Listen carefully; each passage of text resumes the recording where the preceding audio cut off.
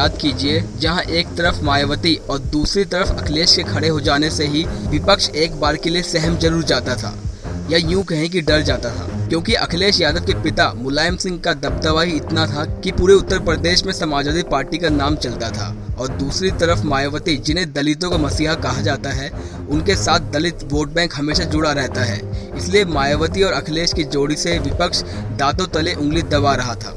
पर हाल ही में बीजेपी ने दोनों पार्टी के गठबंधन को लोकसभा में अपनी जीत के नीचे रौंद दिया था, तो मायावती ने हार का ठीकरा अखिलेश यादव पर फोड़ा था और गठबंधन तोड़कर एक तरफ जा खड़ी हुई थी।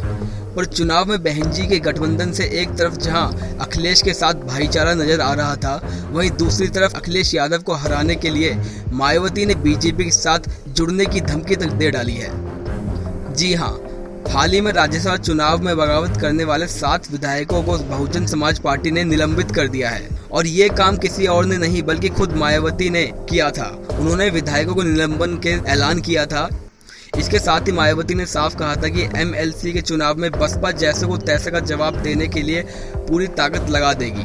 बीजेपी को वोट देना पड़े तो वो भी करने के लिए तैयार है। आपको बता दें कि बीएसपी अध्यक्ष मायावती ने कहा कि एमएलसी के चुनाव में सपा के दूसरे उम्मीदवार को हराने के लिए पूरा जोर लगाएंगे। इसके लिए अगर बीजेपी का साथ देना पड़े तो भी हम देंगे। लेकिन ये क्या, आप तो जबरदस्ती ही बीजेपी में घुसी चली जा रही हैं। जरा सामने वाली पार्टी से पूछ तो लीजिए कि वो आपका साथ चाहते भी हैं या फिर नहीं। कहीं ऐसा ना हो कि आपको भी सिंधिया की तरह खाली हाथ लौटना पड़े। इतना ही नहीं, बीएसपी अध्यक्ष मायावती ने कहा कि मेरी पार्टी ने फैसला किया था कि अगर अखिलेश यादव राज्यसभा चुनाव में अपनी पत्नी डिंपल यादव को मौका दे रहे हैं तो बसपा उनका समर्थन करने के लिए तैयार है। लेकिन सतीश चंद्र मिश्रा ने सपा नेता से संपर्क करने की कोशिश की, पर उन्होंने उसका फोन नहीं उठाया, जो कि राज्य के सभी ब्राह्मण समुदाय के लोगों का अपमान है। बीएसपी अध्यक्ष मायावती ने कहा कि सब जानते हैं कि सपा शासन के दौरान माफिया गुंडे राज्यों पर कैसे राज करते थे।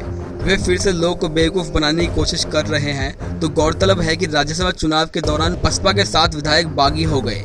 माना जा रहा है कि सभी विधायक जल्द ही सपा ज्वाइन कर सकते हैं। इनकी मुलाकात अखिलेश यादव से हो चुकी है।